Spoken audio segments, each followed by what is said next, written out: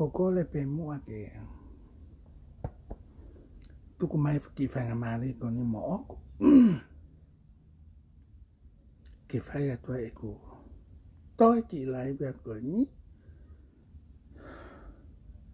Ko hinga pe ko e ngai lau lea ko ni. O ku alo alo he ope mo mo angutu ko ni o Faluku. Ko Faluku fok. Kau te whamanakrat pe. Ko tahaya ka front line ko o tu. Pau ka ke ilo e au pe ko ha mea ko ke alawa e Pita ke kawa Faluku he front line. I he ene ngai fu to o ngā lea ko na whai kap pe kape whakalielia haulo hono taaki mai o ki mautolu. Mo pe he o totonu ke kawa he front line ai tu. Haka kai hanga palaku pe he kape whakalielia pe he. Pea ko toton foko e whatongia ia o whewhekau. Kene hanga ta ofi mai. Ka kai patuki tua. Anyway, ka ke tau ina tope koe hame e hoko ka Faluku. Pe te nau ke tupe a Faluku ke kawe ka front line. Ka ko au i hanga e kusio atu na aso ton ke hanga whewhekau o tuki tua. Ke ua toi kau. He koe pēk pon o tu, koe tohi tapu mo wholofola mo lotu. Koe ka mo ui nā ka kai lotu. Pea ko awi a ko ilo pea tohi lau pea tohi tapu pa ko whai pea e lotu. Kau ka ke wala kape tawale pe he holo he ope. Pea ko whakamea pango ia, i he whiohi, come into path mo kakai ko ni, ke whawai o ngari vare, mo hao laivi ngari vare atu. He ope, ko i ngā ko i nau nofo, ko i nau kai ke nau nofo noa. Pe hange pe ko tala atu, o ki kai hu mawhoi atau kata. Ta tau pe a Faluku, pe mo kakai ko nau nau whituku mea ka koe. Pe ko ilo kawe kau reiti he toko la. I he whituku mea he ko ngahi o ngonga mo ngahi. Loi ko na whakamantala mai e Faluku. Wai ko ngala he ko ilo i ko e whituku at pehe i kau reiti. Pea o ko whakamea pango ia. Ke sio mai e kau reiti. Kohomaki community is a minority. Pea kai ke toton ke asa tok mautono matolo tau mo wheke i ke i mo. Whetama te aki pehe i whau. Ko whakamea pango ia. Pe hange pe ko whaalawe ki mo he kulaiwi ki mo. Na e race awe na ke wala whio mo kau reiti. Na race pe awe i o mau api. Grew up at home. Pena ha ko mau tupu ko ho mau api. He api ko na tupu ai. Ko hanga tonu pe ki whale lotu mo ako. Pea mo api. Na ha li ke never o ke whao noa ia ia. Pea ko hao rewa whio mo kau leiti and I've learned how we are. Mo hanga o mau ke. He kwa kau leiti na. Let's be honest. Naka ke nau tupu tau nau tolo o nofo i api. Naka ke nau lata nau to i api. Na nau o nau tolo hiki takai holo. O a wai peke he nau hau ki morini. Ka ko whakamea pango ia i he. Because I don't know what's the problem. I he ko hau kon ke mea ai tu. Ko turn around lewa me aia, o tuku e ko kau ake he tū mohono teke mea kok tuton ke o whai hono teke. Ko nau hanga mai na tolo tā palasia. He kakai that I thought they are my friends.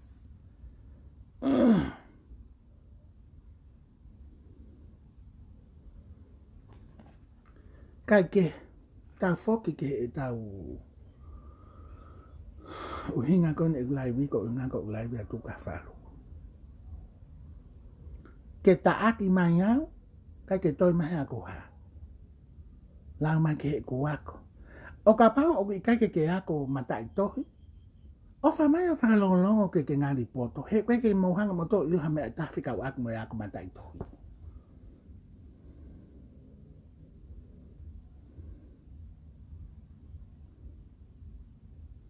O si ako hok diploma, o si ako hok bachelor, I'm currently doing my master's.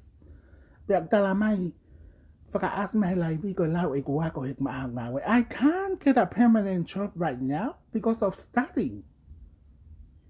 I'm a full-time student.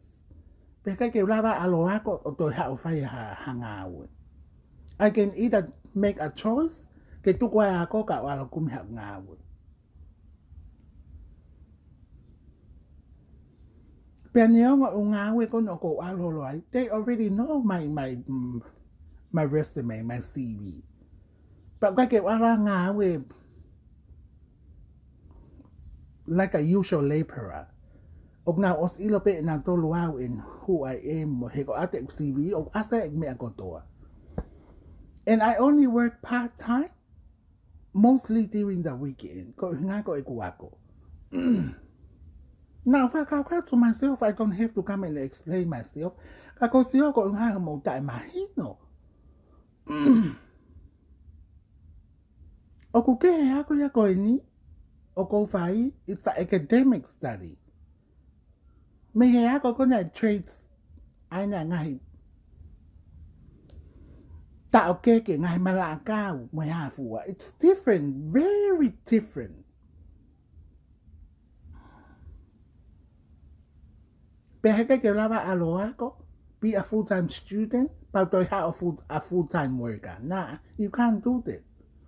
He ke mo ko me ako talanga o ka pa leva wi ke mo ako matai to. O fa mai fa long pe mapuni ho mo to si he ke mo ilo ha me. Le he me mo ilo ya me mo fai. Ko ke me ho ko la he longo wa kon he tu ko ho ngutu Faluku. Ho alu ho lo mo ngutu. O se hilo ha mala ho alo taaki. Ko ho ita he ke ai ha huinga matapu le. Tuku pe mo hinga matapu le ke ai mo sila tau Ikahihifo. He mata lele ia pe akili lele pe fa fo ofa. Ko fu tam si fa fo ofa ha mala. Ke alu atu ko mo matai. Tapuanga mo fuli tu ai puaka. Ko hai fiesi o man ka koe. I have no idea because I'm not allowed to go to the front line. But kapag ko pihe ko ha mo from o ka front line he ko ke lava ko longo ko ke idifia kata. Let me tell you this. Shut your mouth. He ko hosika mo fu palaku ko na nakefai. It's open wide in the social media. Ko te kai pe ke hanga ta haloti pe he ka ke hanga haloti. That's the person I am. Ko ta le ya he ka ke hanga haloti. Kia te awa ke fesi hata he ke fu para ko ya. I've already watched it and I never watched it all. I couldn't. How disgusting you are.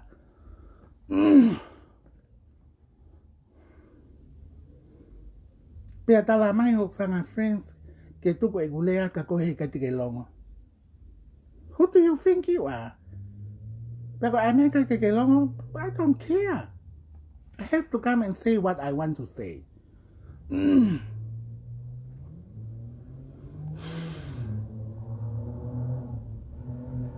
Pe aku ke loto ke kau he komiti, o fotu tu holo ai whaka komit ko na. Now you people are free. He ka ke mo to pihat ko ha komit. Pero ako siyo ko na ake palupale magoni na osoton ke solo pa pe he fai fekao.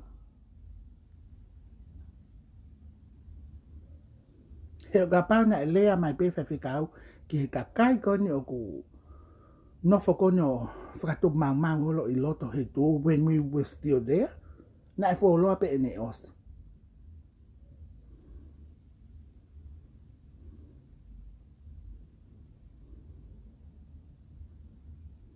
Pa kwa ke toka nga pa esi o mapita ke video ko ni.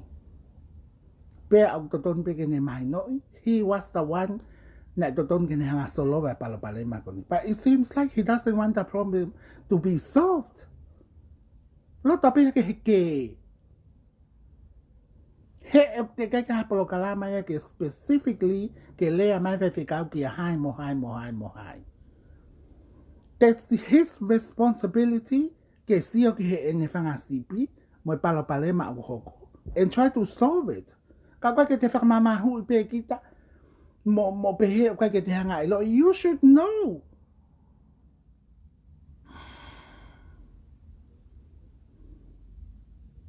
He koe mea ea koe ni koe na maato kau ki ai, koe fu mea whakatoko la. Pa koe palo palema e koe pehe lotomamahi mai whai whikau, pe koe konga lahi fo o nau tui ki he mea koe ia. Ki he lotomamahi mai whai whikau he kai ke whai hono loto ki he mea koe ni na e whai. Na e toton fo ke tuk pehe whai whikau ia polo kalama koe ni komiti anusirani, ke whakalele he komiti.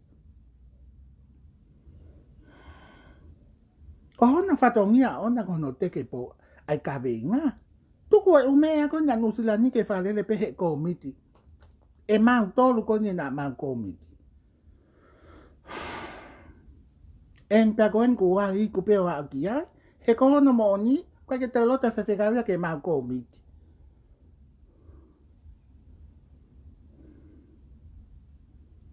And I'm proud to say, I mea koe na whehe komiti. I'm proud of the committee. Of us, he taimi na mau ke komiti ai. Ke whakamahino, we are not a little puppets. Kwa ka whangi tampua ki ma toke pehe i holo. He koe upolo kalama ko toko na e whai nusilani, koe whakatutu he komiti, organize he komiti. Pena ka ke toton ke to interfere mai whewhekau iai.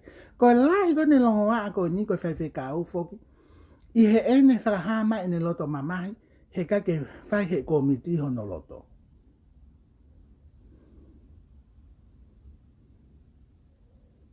Pea ko stand by pea he mau komiti, I still stand by he mea koe na whai he komiti, that was the right decision to do.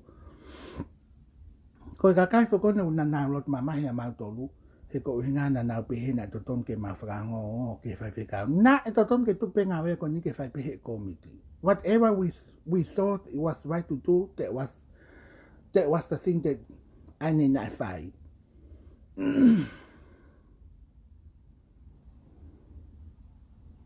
Osi ko ia toke alo hak ke lewa whanki huri ko ni. Ai Faluku, mo whanki kakai ko na wato whetuku mea ka Faluku. Kake ke ilo e koe Faluku ho o ngāri wale e nato ulu i koe. Ko hame koe ke o mai kakai ko nā laivi mai. Ho moho nā whanki ingutu o ka pau nā whetuku mea atu mo whanki ingutu māsila. Pia ingutu māsila mo whetuku la holo kakai ke o mai laivi mai. O malai me man ke ilo ile lea ho mosika. Ka hanga o atu ho motuha whakafo i tui. Koe mea koe i ho hao pe koe laivi o e Faluku laivi tō taha mai, te ke fua tō taha pe koe hia.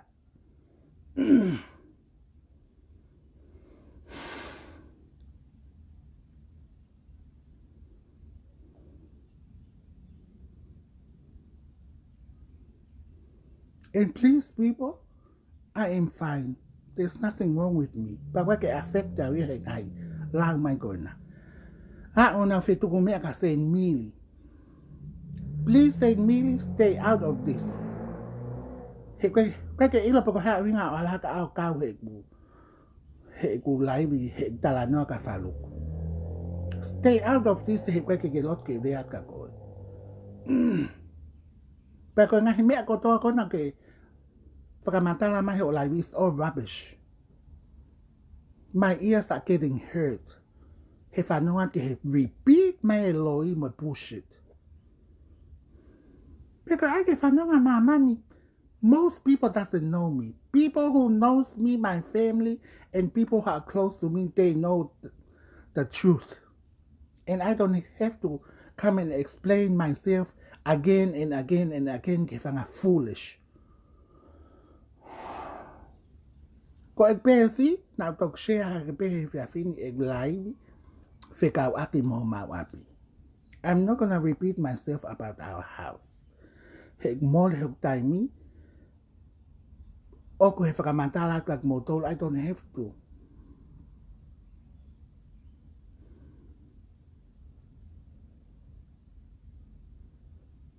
Te me mo ke no fo fale si ipe, o ako mo mat, ko inga ko mo loto kowi.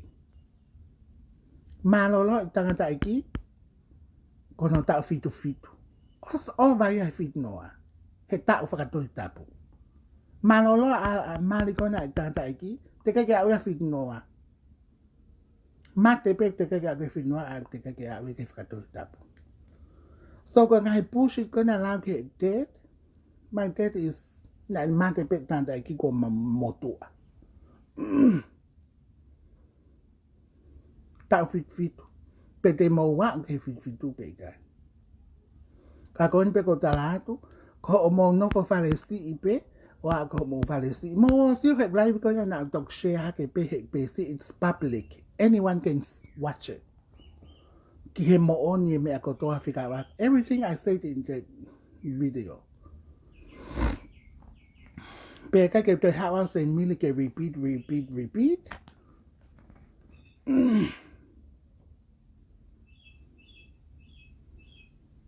Ko fu tohi ko ni he ko au, na ka ke tahi paanga he ko mita ka leiti. That's what funny. Ko au na sekretari he ko mita ka leiti. Pea na ka na ko sign ke tohi. Ka ko uhinga ko ulunga ko tahanga lele ya hampo. When anyone come and ask for help, I give it.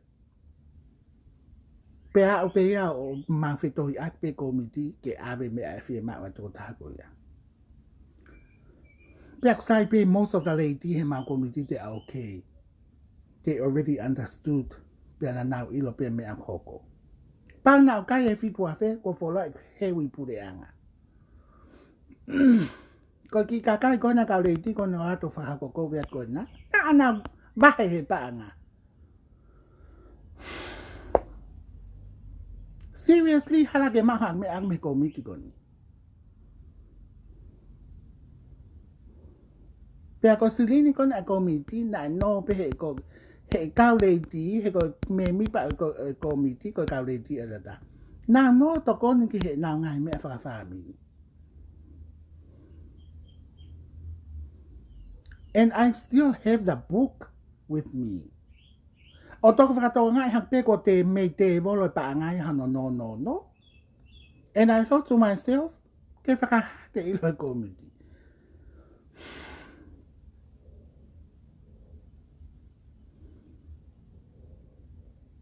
Kake toi ha rubbish mo ha. Veve he na o.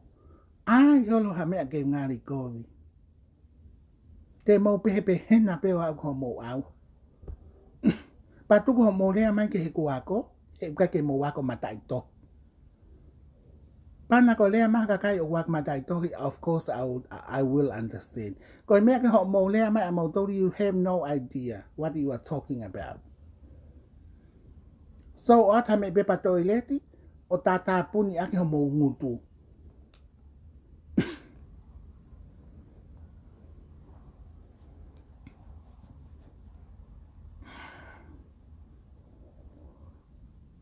Pea ko os ilo pea ka reiti tonga wahona degrees. I know.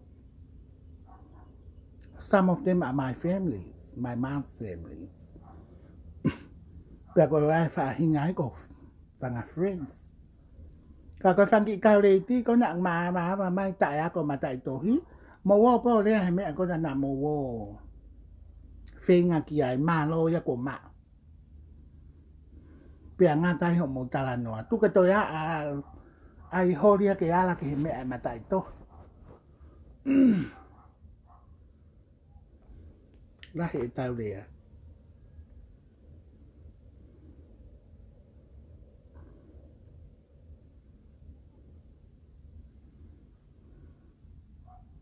Pea ko where tā mai. Ai ka kai mau inga o tō. Kako mea ke mo iloi, ko os mamahi me tu. Ko os mamahi me tu, kako ka veinga ko na popo ke tu, mo te ki ke tu, o ko popo ki ai. Ki he pule anga whakatui, ki he tuko tonga ki langi. Ko mea ia e whonua, ko ka mea ia hata. Everyone have the freedom ke kau ki he mea ko ia. Whakamalo pe whai pita ngawi ko na. Push every day and night.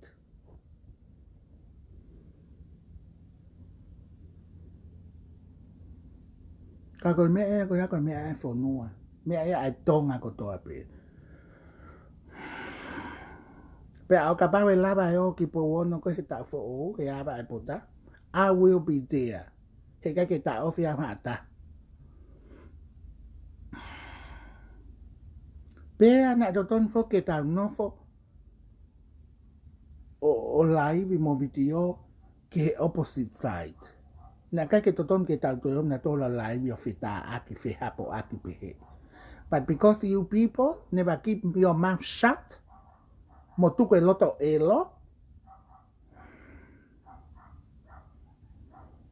e elo pe homo loto, kai ke ilo pe osla kaku. Mama vahe me matol and we plan our own things.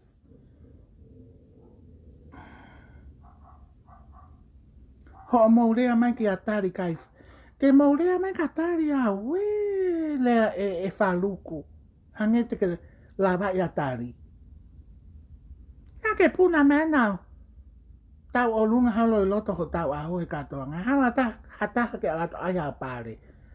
Ko tari pena ato aio pare.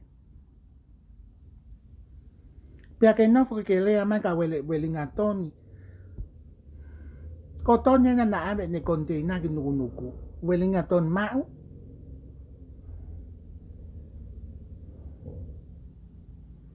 Ka ke nofo ke lea mai ka toni a toni une whakain ho tanga.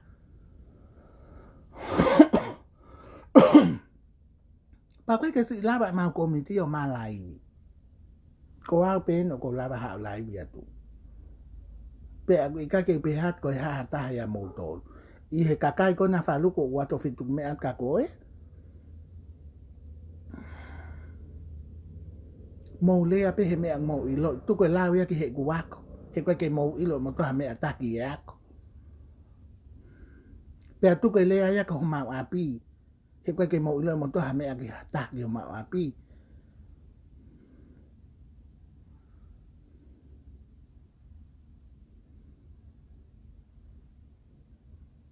Fia ila ta ke mea kona maapi ko video na tok share pe hek pe si he fin. O ata details about our house. Mo ngahi loi kona. Kwa ke ilo pe ko maa me fe mention na ke hapo afisi. Mea he kwa toko wa alo pa agmari ke hako. Ko familia yang lele, familia lele. Mahalo pa tok alate toko wa kona alo pao. O fetuku mea kai, oh, bullshit.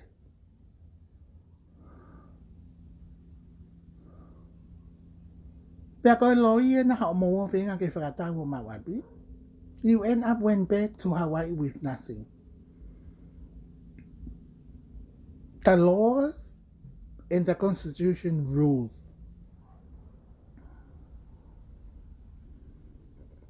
And I remind you, malolopek tangataiki, ko motu ai kono ta fit. Na mate fin my stepmom, te ke ya fitu noa.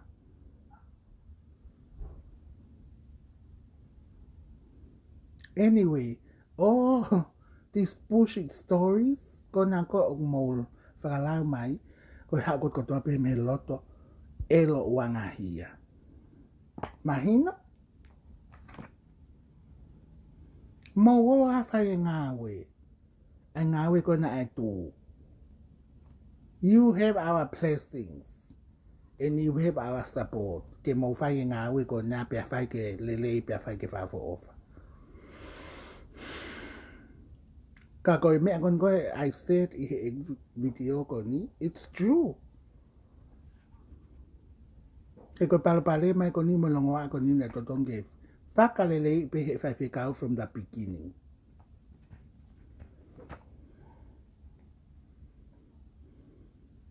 Pe a mō tāpa anga ke whaiwhekau koe ha. Ke whakalongolongo a ke whaiwhekau. Ko mō era ko nā ke puri ha mea. Everything that you do, sene pa angai fiha ke whaiwhekau. Pe a koe mahalo koe mea ia koe ke silaba whaiwhekau o rea mai kata. Faka'osi. Pe a koe mea ia koe ni. It's just like a hange ko hawhai kau mafia. Ai ngai mu whakalongolongo holo mo.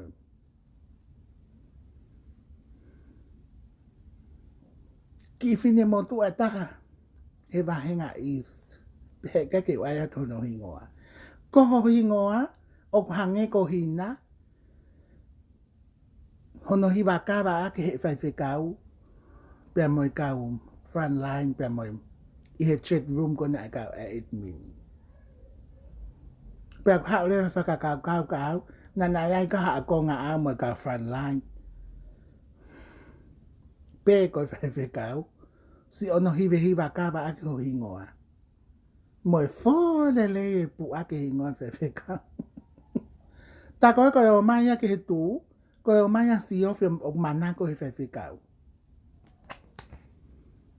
Faka'osi.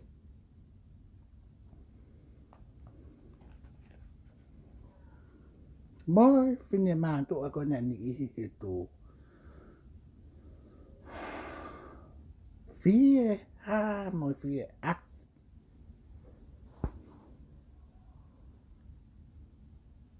Ne mo I whi.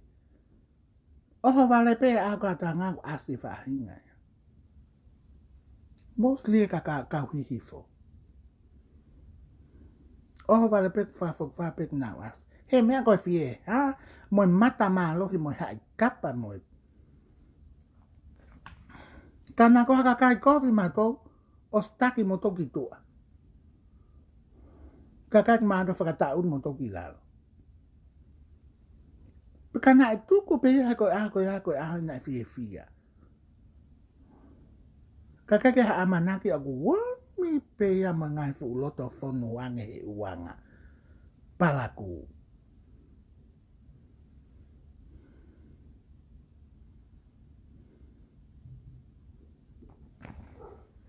Ko e kulaiwi koe ni. Ko kulaiwi wha mui pe ni. Whika waki moi mea kotoa. He kake toi laiwi atu. Pea neonga hato ki hau hanga hi laiwi moha. This will be my last life. And I believe I've said everything that I wanted to say. Pea ko kore wha moimore at pea ki he.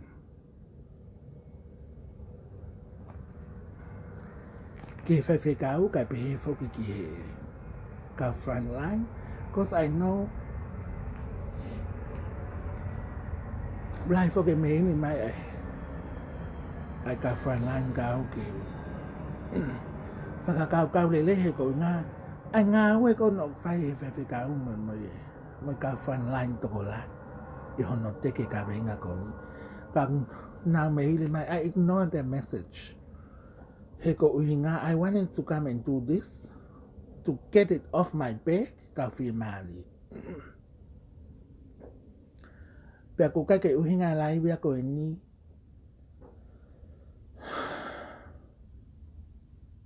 Oku mamahi ai tolu me he whakakau me ka venga ko oku teke he tu. We still there and we still supported. We just out. Ko ngā too much drama because some people can control themselves.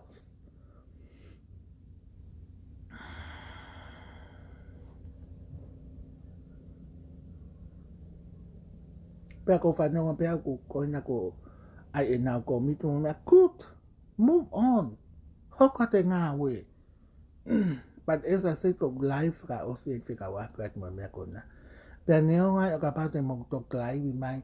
O whakalau mai ha ngai me. Ake he kona whakalau mai. This will be my last slide.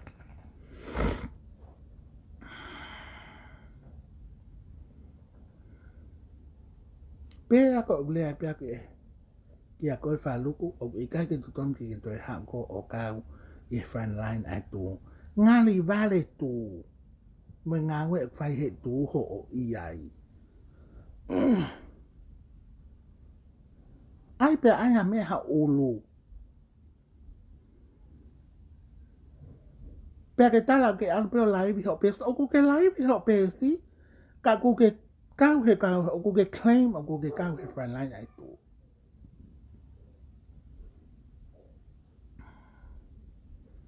Pea ko whakame apango ia pea hano ke alau he whewhikau ke kaua Leatu'u. Ihe frontline kon atu. Ko whakaamuanga Leatu'u ke ose video ko ni oua na antoi mawha mai hungutu o manawa mai katea. That will be the final thing that I will do. Ko hanga loadi ho o video. I'll load it in every public pages. Ke ilo e mamani. Ko koia. Ko utala ko ni. Pake whanongo ki ai. Ka ke toi awa mai tu o taha te a. Ai ke ilo ka ke umpili fia taha ka ke hanga ilo i peko haa mai whi. Pea ko tata of me lea ki nuku alofa. Ko homo nuku alofa. Whakatotolo ai kau ta nuku alofa ko nuku alofa ngawi a mautolu. Ko tātu o whia ko i kukui, whae e tamai, ko fu kolo moto a me haa holani. All the holani people they know. Ka mo ai ke mo tala ko ai ko i kape mai he lea ki nuala. Ko ho mo nuk alofa atonga kotoa. Papa ka mata na ya ka nuk alofa. Ko mata no nuk alofa ni oksio atu. Pea tala malo mo kwa gunusirani pea ko ha o follow foi aka mo me ke folele. Talo pe tupu mo folele he na ngahi au. Nengo na malolo ek mam o ko ke si ka na ngahi au. Ngahi au he kukui pea ngahi au he family na nauta o hake au.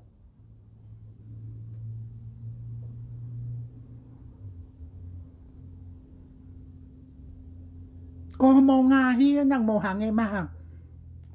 Si kai manu. Kiri elo. Fo elo.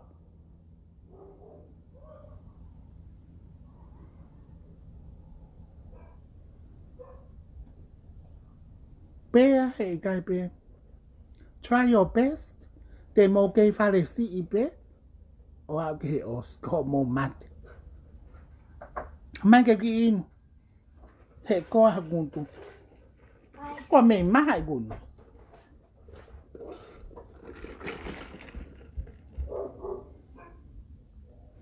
Te mo kei fale si ipe o au ke o mo paanga nga. Mo try your best. Fakatokanga Ko family, racist family.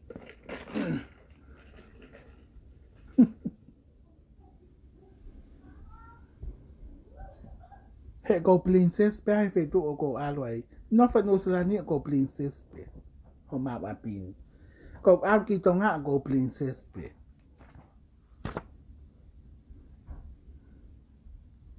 Pe hange ko pe ko lawa ki mo he ngai video. Ko ke pu fa pu ri ka me ko au ko le ti ya.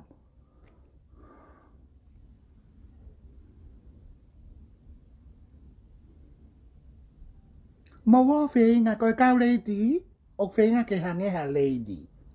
Lady like. Look like a lady, behave like a lady, and act like a lady. Ngay to nga ko na mo fai. I don't know what animal kingdom of the ke whakatata mo tau ki ai.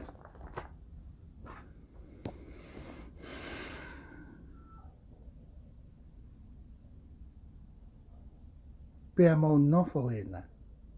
He ko nofo ko ni kai puri a mea ia. And I'm still thinking, pe te utake he housingi, my work and income,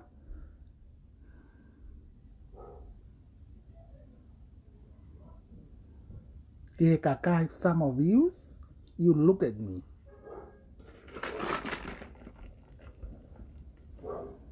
Pa ngaka tō taha wia ko alo uki kengi. Whaka kengi mo hai. No. I'm a one-man person. I don't need any help from anyone. The only people that I need in my life